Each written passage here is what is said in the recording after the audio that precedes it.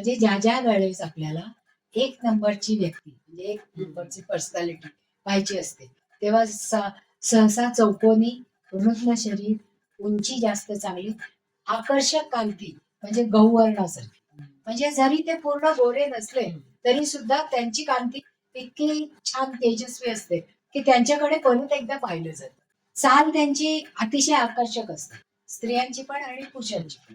म्हणजे ते साधत चालत असतात पण 10 लोकांमध्ये त्या लोकांकडे आपलं लक्ष वेधून घेतलं जातं. अशा पद्धतीचा हा एक नंबर असतो. केस पण त्यांचे लांबट कधी लांब असतात, कधी कुरळे फिकट असतात, पण म्हणजे खेळून ठेवण्यासारखे असतात. की एकदा जर आपण एखादी पर्सनॅलिटी की आपल्याला काय आवडते तर असं सांगता येत नाही त्याचं हे चांगलं आहे त्याचं ते चांगलं आहे, पण एकंदरीत त्याची पर्सनॅलिटी म्हणजे त्याची आपल्यावर पडणारी छाप ही एक नंबरची जी छाप पडते ती अतिशय आकर्षक असते. म्हणून शरीर यष्टी त्यांची आकर्षक, जोमदार आणि ताकद असलेली असते.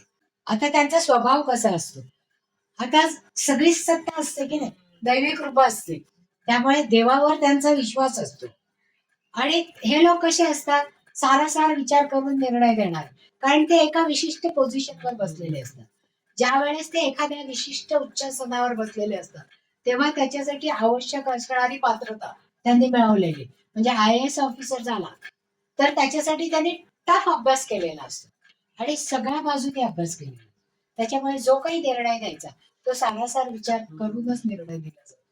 त्यामुळे रवी प्रधान लोक त्यांच्या समोर जे आलेले पुरावे आहेत ते पुरावे जरी आले तरी ते सारासार विचार करून त्याच्यामध्ये काय कमी जास्त असेल हे लक्षात घेऊन त्याचा शोध घेतात आणि मगच अंमल करतात.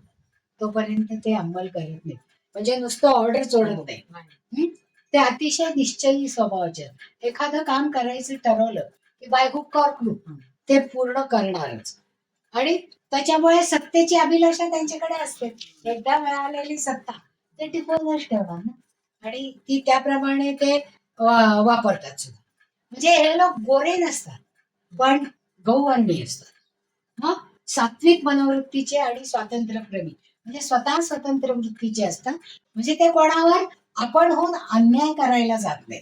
म्हणून रवी प्रधान लोकांच्या या व्यक्तिमत्वाचा सगळ्यात जास्त परिणाम समाजावर झालेला दिसतो. म्हणून तर आपण त्यांना नेता म्हणतो. सगळ्यांना आपण नेता म्हणत नाही, कारण जो खरोखरच ज्याच्यामध्ये हे सगळे उत्कृष्ट गुण आहे, जो सारासार विचार करून निर्णय देतो त्यालाच आपण नेता म्हणतो.